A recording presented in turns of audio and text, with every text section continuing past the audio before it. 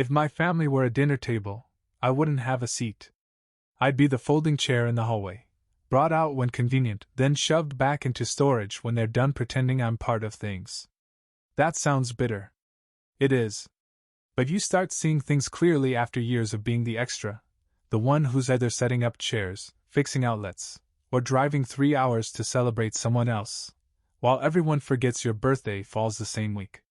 My name's Drew. I'm 29, live alone in a modest apartment above my workshop, and run a small but reliable repair business.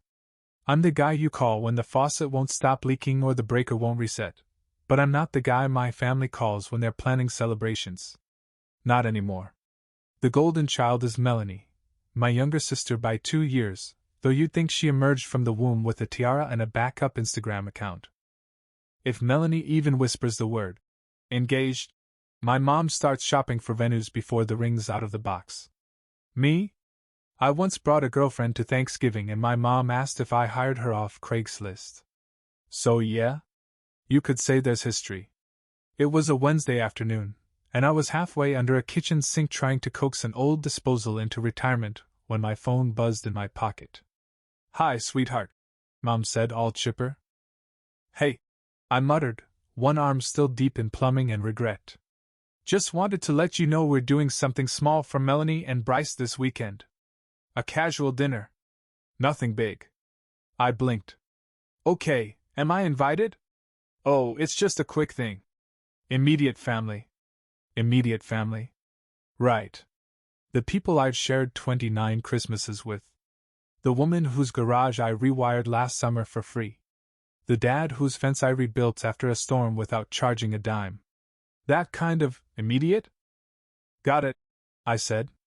"We didn't think you'd be interested, with work and all," she added quickly, like that helped. "Right. Plumbing stuff. Busy being the help." She laughed awkwardly. "Don't be silly. It's just a dinner." "Sure. Enjoy. Love you." Click. I didn't say it back. That night I didn't stew. Didn't text anyone. I microwaved some leftover pasta, plopped down on the futon, and started scrolling. Flights. Hotels. Coastal getaways. If I wasn't invited to the big family table, fine. I'd take myself somewhere with actual good views and no passive-aggressive seating arrangements. I booked a weekend trip to a quiet beach town about 3 hours away. Mid-range hotel, ocean view, continental breakfast. Nothing flashy. Just me, salt air, and 0 group chats. It wasn't a tantrum. It was self-respect. I didn't tell them I was going. No snarky texts. No. "Have fun without me. Digs." I just zipped up a duffel bag with 2 t-shirts, a hoodie, some swim trunks, and the good sandals I save for rare occasions when I treat myself like I matter. Saturday morning, I left before sunrise. As the city faded behind me and the sky warmed from steel to gold, I realized something. I wasn't mad. Not really. I was just done. Done trying to earn a seat at a table where my chair was always slightly out of reach. Done playing the role of the quiet, reliable one who doesn't complain. They called it just a small dinner. Cool. Let them have it. I had something better: silence, space, and shrimp tacos waiting at the end of a highway with no detours. The ocean was already busy by the time I parked. Families hauling umbrellas, kids chasing seagulls, couples holding iced coffees like trophies. I checked into the hotel, dropped my bag, and stepped out onto the balcony. Waves. Clean air. No backhanded compliments. I pulled out a chair and sat down, letting the salt wind undo a week's worth of irritation.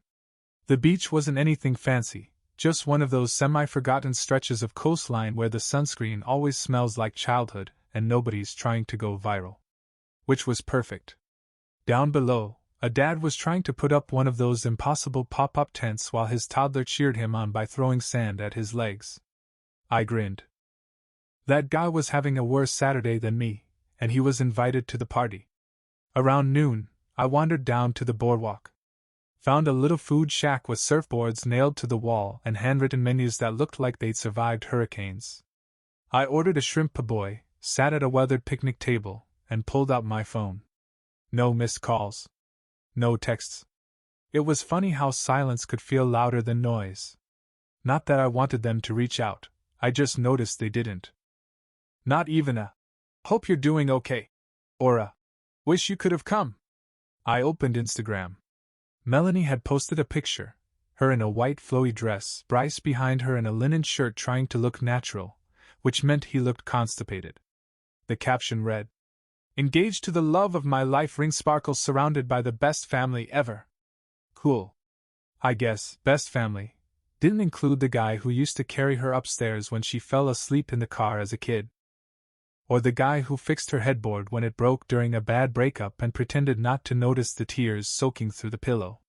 Nope. I was the not immediate one now. The extra. I locked my phone and slid it face down. Not doing this. Not here. Back at the hotel, I changed into swim trunks and headed to the water. I waited out until the cold punched me in the chest and then dove in all the way. Salt water in the nose. Freedom in the lungs. Floating there, arms wide, I stared up at the sky and thought, This is better than pretending to belong. It wasn't that I hated my family. I didn't even think they were evil. They just had a selective memory. One that filtered out every time I showed up, helped out, stayed quiet, and smiled through it all. One that edited me out like I was bad lighting in a family photo.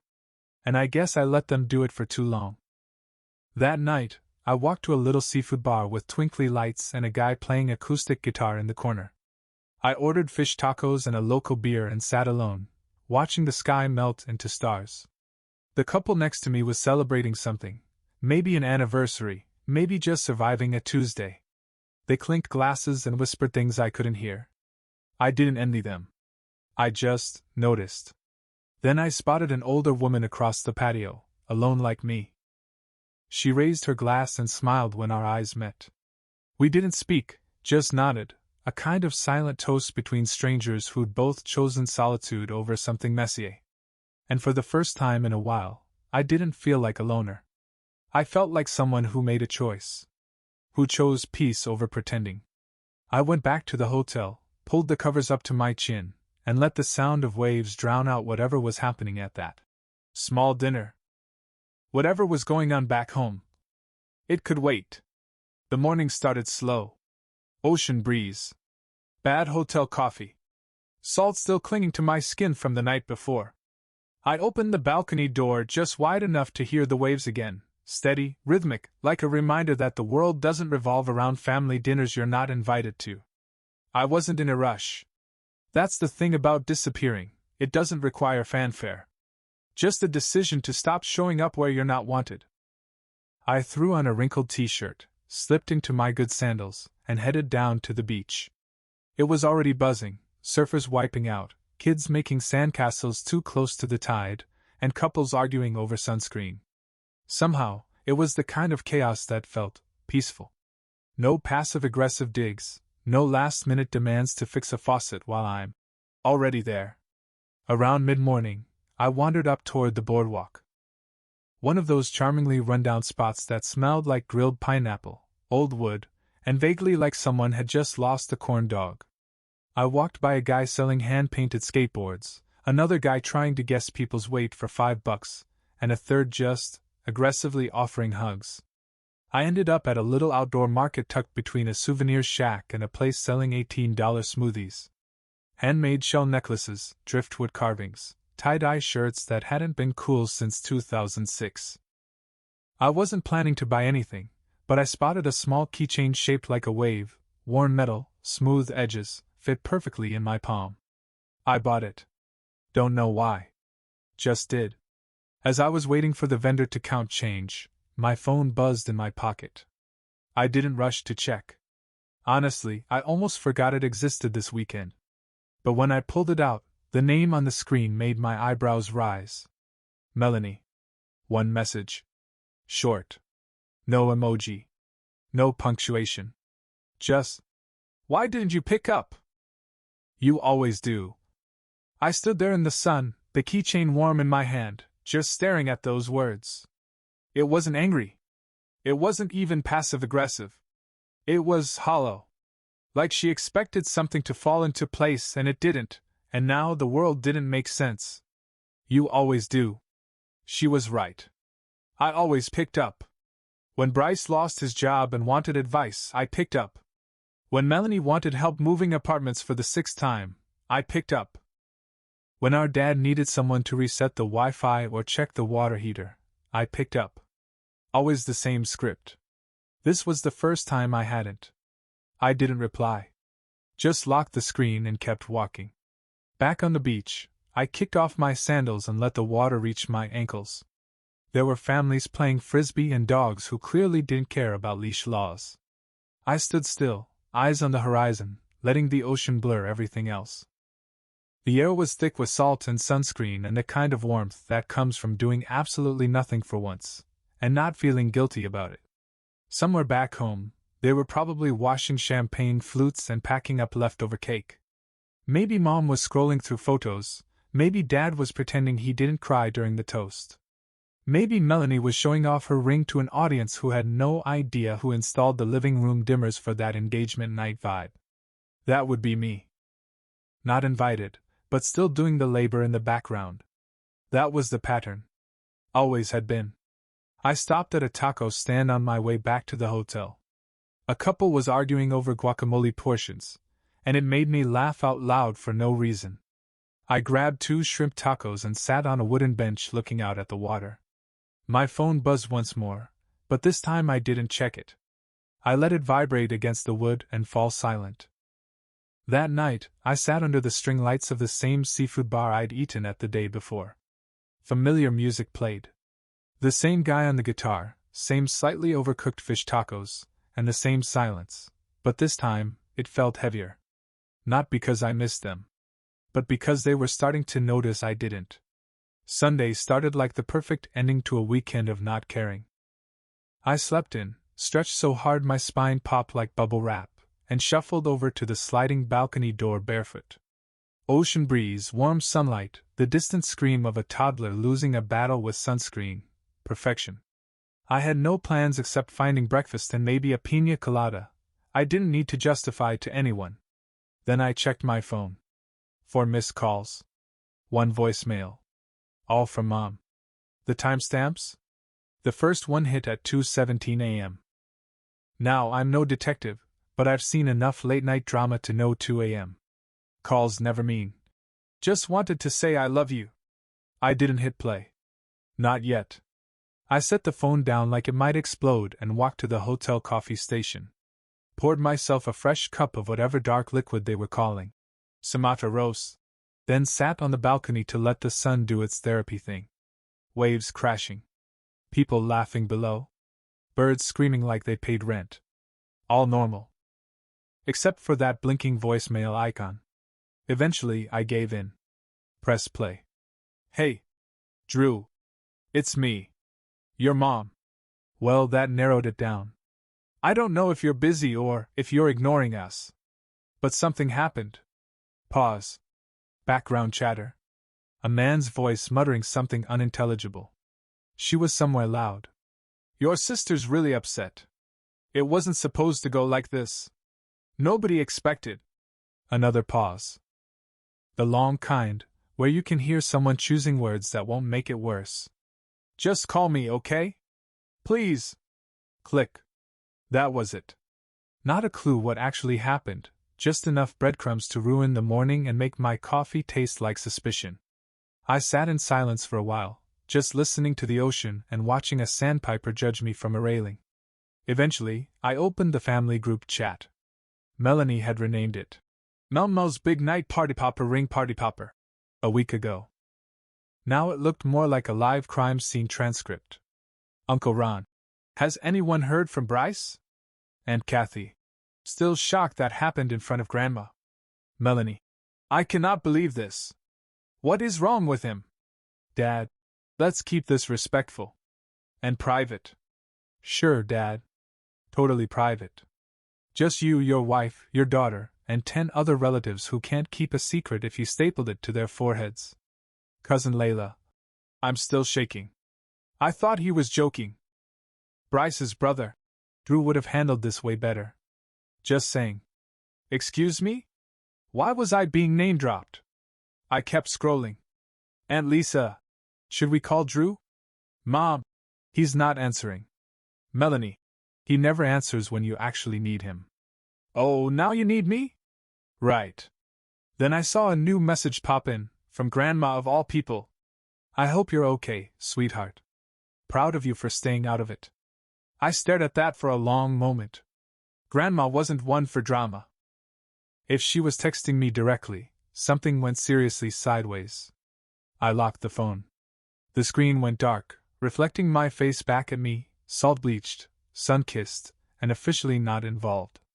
And it felt good. I walked the beach again, let the cold waves numb my ankles, and watched a group of teenagers try to bury one of their friends in sand. His head was sticking out, grinning like an idiot.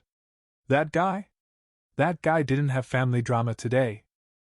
I was halfway through a fish taco on a boardwalk bench when Melanie tried calling me directly. For the first time in over 6 months. I declined. Without guilt. Back at the hotel, I stood on the balcony one more time and let the night wind hit my face. Something had definitely gone down at that party.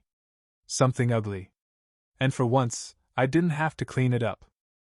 By the time the sun dipped behind the water, casting everything in that golden pink filter that made even trash bins look romantic, I was back on the hotel balcony, sipping my second soda of the evening like it was aged scotch. I had no plans, no obligations, and thanks to hotel Wi-Fi, front row access to whatever meltdown was unraveling back home. It started with one new notification in the group chat. A blurry video. 3 seconds long. Captioned only. Bryce. You idiot. I hesitated. My thumb hovered over the screen like I was defusing a bomb. Then, curiosity won. I hit play. Chaos. The video opened mid-shout. Melanie's voice, shrill and full volume. Say it to my face, Bryce. Is it true? Someone knocked over a glass. A plate shattered. A very distressed relative screamed. That's my casserole! In the far background, Bryce's voice cracked out a pathetic. It wasn't like that! And then the clip cut off. 3 seconds. That's all. But those 3 seconds said more than any dinner invitation ever could. Before I could process what I'd just watched, the group chat exploded like someone had thrown a grenade into the center of the buffet table. Aunt Lisa. I knew something was off. His jawline screamed cheater. Uncle Ron. Why was there even a second woman involved? What kind of Netflix nonsense? Cousin Jared. Yo. Mel went full WWE on that centerpiece. I think someone cried. Layla. Grandma's eye twitched. That's when I knew it was over. Bryce's brother. Drew wouldn't have let this happen. Should have invited him instead of this clown. And then, from Melanie herself. How could you not tell me you were still talking to your ex? I found her commenting on our photos. You absolute goblin. Not gonna lie, I reread that one twice. Goblin. Was a bold insult. But somehow, accurate. I scrolled and scrolled, the messages coming in faster than I could read. Mom tried to calm the storm with a desperate. Let's not fight. We're still a family. Which cousin Derek immediately followed with. Not after Bryce used the proposal cake as a shield. Man dipped behind fondant like it was bulletproof. I laughed out loud. Alone. On the balcony. Like a lunatic. And it felt amazing. For once, I wasn't the one cleaning up emotional spills. I wasn't the middleman, the peacemaker, or the ignored helper with a wrench in one hand and a forced smile on his face. I was just a guy at the beach, watching a disaster from a safe and sandy distance. Then, as if the drama gods weren't done blessing me, I got a private message from Melanie. I shouldn't have said you weren't real family. That was wrong. Pause. You're the only one who's ever actually shown up when it mattered. Even when you didn't have to. I stared at that for a long minute. Because the truth was, I had shown up. For years. For birthdays I wasn't celebrated at. For house projects I was never thanked for. For errands, emergencies, emotional breakdowns. Quiet support. Silent fixes. But not this time. This time, I chose peace. I chose distance. And somehow, that made me more visible than ever. I dropped my phone onto the bed and walked barefoot out to the beach, letting the tide nip at my ankles. Overhead, stars were beginning to poke through the dusk like they were checking if it was safe to come out. And somewhere hundreds of miles away, my family was finally being forced to face a mess they couldn't pin on me. A mess I didn't cause. A mess I didn't have to clean. When I got back to my room, the group chat had been renamed. From Melmo's Big Night Party Popper Ring Party Popper to Family First Red Heart. Of course it was. And underneath that, the call log. 12 missed calls. 3 voicemails. Yeah. That tracks. I turned my phone on silent, plugged it in, and left it face down on the nightstand.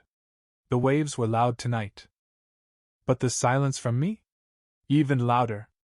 I woke up to my phone buzzing like it was trying to escape the nightstand. 21 missed calls. 4 voicemails. A dozen new texts. It was like everyone suddenly remembered I had a number, and apparently, boundaries. I didn't check anything right away. I just laid there, listening to the ocean outside the window, the distant thud of someone slamming a hotel door, and the faint squawk of a seagull absolutely losing its mind over a chip. It was peaceful. And honestly, I wasn't ready to give that up. Eventually, I cracked. First up, Mom. Drew, please call me. I don't know what else to say. Then another. We miss you. I know we've made mistakes. But this family needs you right now. Oh, now it needs me? The same family that forgot I existed when it came time to plan the big night? The same people who once called me too quiet to notice at a family dinner, then asked me to take out the trash 10 minutes later? Right. Then came the one from Melanie. I was wrong. I said things I didn't mean. You've always been the one who's there when it counts. I read it twice. And yeah, it stung a little. Not because she was apologizing, but because part of me wanted to believe she meant it. But then I remembered, the only reason I wasn't there this time was because they never even gave me the chance. Bryce was the last to show up in my inbox. Of course. Hey man. Look, stuff got blown out of proportion. I didn't mean to hurt anyone. Just got complicated. Oh, we're doing the It's Complicated routine? Like this was a Facebook status and not a full-blown double proposal scandal? I know I messed up. I just wish you were there. It wouldn't have gone so bad if you were. Yeah, probably because I'd have been the one calmly shoving napkins into Grandma's lap while Melanie threw her engagement ring like a ninja star. But I wasn't there. And for once, it wasn't my job to put out the fire. I left the phone face down and went outside. The beach was still cool, the sand packed and damp from the early morning tide. I passed the group of kids trying to build a sandcastle that looked more like a potato, their mom half watching with one hand on a coffee and the other scrolling Instagram. A few yards away, an older couple sat on folding chairs. They weren't talking, just sitting, silently facing the waves side by side. I don't know why, but that image stuck with me. Sometimes, the quiet is the connection. Not the noise. Not the chaos. Back in the hotel room, I finally listened to one voicemail. It was Mom again. Her voice was soft. Cautious. Almost like she wasn't sure I'd even hear it. I know we hurt you. And I'm not going to pretend we didn't. I didn't think you'd really stay away. She paused. I guess I got used to you always forgiving us. Another pause. Longer this time. You could hear people talking behind her, probably still sweeping up pieces of Bryce's dignity from the floor. You didn't deserve to be left out. And I'm sorry. I mean that. Click. I sat on the edge of the bed, staring at the floor. It was a good apology. But I was tired of apologies that came after the damage, when I wasn't useful anymore. Aunt Lisa texted me next. You always hold everyone together. We didn't realize how much until you weren't there. Translation: we took you for granted until the glue melted. Then one from Cousin Jared. Grandma says she wants to see you. And she said, and I quote, at least Drew's not the one who brought the floozy. Charming, Grandma. But noted. I spent the evening on the balcony with a basket of garlic shrimp and a soda in a glass shaped like a coconut. It was kitschy, overpriced, and possibly the best drink I've ever had. The messages kept coming. Apologies. Excuses. One suspicious. Are you mad at me? From a cousin who once told me I was the background character of the family. I didn't answer any of them. Because silence, it turns out, is louder than any clapback. And right now, it was speaking fluently. I drove home midweek. No fanfare. No countdown in the family chat. I didn't tell anyone I was coming back, because honestly, it wasn't for them. I had bills to check, laundry to do, and a workshop that probably missed me more than any blood relative ever had. Besides, I needed the break to end on my terms. The beach had cleared my head in a way nothing else ever had. And as I watched the exit sign for my hometown slide past the windshield, I knew something had shifted, not just around me, but in me. This time, I wasn't walking back into the same role. And I wasn't taking requests. Within 30 minutes of being home, Mom somehow knew.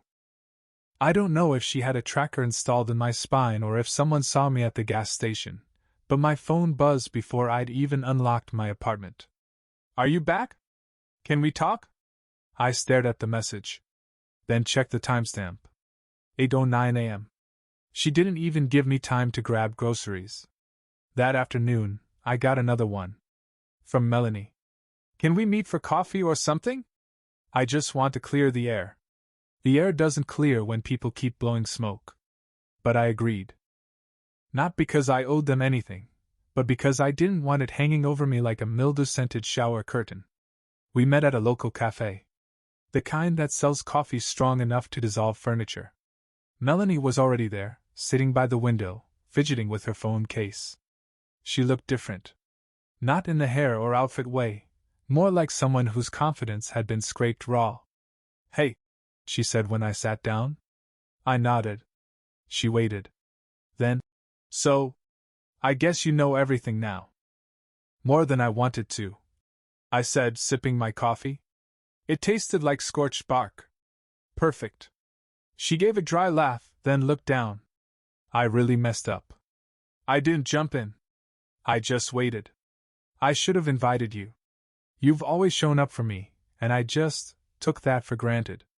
There it was. The line I'd always wanted to hear. But it didn't feel like a prize.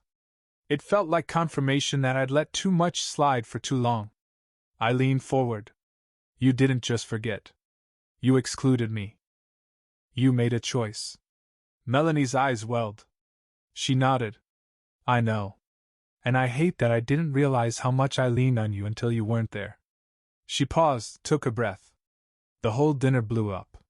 Bryce was exposed, Grandma nearly choked on a cherry tomato, and Aunt Kathy swore off family events forever. I raised an eyebrow. So, a normal Tuesday. She gave a real laugh this time. Yeah. But without you, it felt worse. There it was again, that quiet expectation that I'd return to my role as emotional janitor. I smiled politely. I'm glad you're okay. But I didn't come back to be part of that. Her smile froze. I continued. I've got my own life. My own peace. And I'm not trading it in just because the house caught fire while I was gone. She swallowed, nodded slowly. Then she said something I didn't expect. I get it. I really do. I don't blame you. I just hope, one day you'll still be around. When I left the cafe, I didn't feel angry. I felt free. For the first time in my life, I'd said what I needed to say, and didn't rush to make anyone else feel better. No emotional cleanup. No guilt-tripping myself. No fake closure. Just truth. Calm, clean, and unshakable. That night I sat in my workshop. Just me, the hum of tools, and a project I'd been ignoring for weeks. I put on music, rolled up my sleeves, and got to work. Because while my family was still scrambling to figure out what I meant to them, I already knew what I meant to myself. Drew's not angry. He's not out for revenge. But his actions now speak louder than any of their apologies. Maybe it's a big moment he doesn't invite them to. Maybe it's a public recognition they weren't expecting. Whatever it is, they'll realize they're not part of his life anymore. Not because he pushed them out, but because they walked out first. Here comes part 8, the final part. Part 8, the view's better from here. A week passed. I didn't call. Didn't text. Didn't check the group chat. They renamed it again, by the way, from Family First Red Heart to Rebuilding Together Folded Hands. Like slapping a motivational poster on a cracked foundation would make the walls stop leaking. I didn't bother leaving. I was back at work, back in rhythm, the kind you only earn when no one hands you shortcuts. My shop was running smoother than ever. I had a small team now. Good people. People who showed up because they wanted to, not because guilt dragged them in. One of my clients, a property manager, pulled me aside after a job and said, "You ever think about expansion? You're the most requested guy in 3 counties." That sat with me. Not because I needed praise, but because somewhere between being excluded from engagement parties and ignored at holidays, I built something they couldn't take away. I wasn't just enough. I was more than they ever expected. That weekend, the city held its annual Community Awards banquet. Small-town stuff, fold-out chairs, overcooked pasta, a man named Larry playing acoustic covers of 2000s pop songs. But they gave me something. A plaque. In recognition of outstanding local service and entrepreneurship. Simple. Clean. I didn't tell my family I was going. I didn't need them there. But they showed up. I saw them the second I stepped onto the stage. Back row. Trying to blend in like tourists at a school play. Mom clutched her purse with both hands. Melanie looked like she'd swallowed her apology all over again. Dad nodded once, like this counted as effort. And me? I smiled. Calmly. Took the plaque. Shook the mayor's hand. Thanked the crowd. Sat back down next to my foreman, who whispered, "You didn't tell me they'd be here." I whispered back, "Neither did I." After the event, Melanie approached me in the hallway. Alone. "That was a big deal," she said. "You deserved it." "Thanks," I said, pocketing my phone. She looked like she wanted to say more. But I didn't make it easier. She cleared her throat. "I hope someday we can be close again." I gave her a polite nod. Maybe. But in my head, I already knew. I had a new definition of close. And it didn't include people who only saw my value once it became undeniable. That night, I posted a photo of the plaque. Caption. Turns out, sitting at the kids' table doesn't stop you from building your own. The likes came fast. So did the messages. None from my family. Not right away. Until 2 hours later. "Mom, we're proud of you." I didn't respond. She already knew. Because from where I was standing now, I finally had a seat at the table. And this time, I built it myself.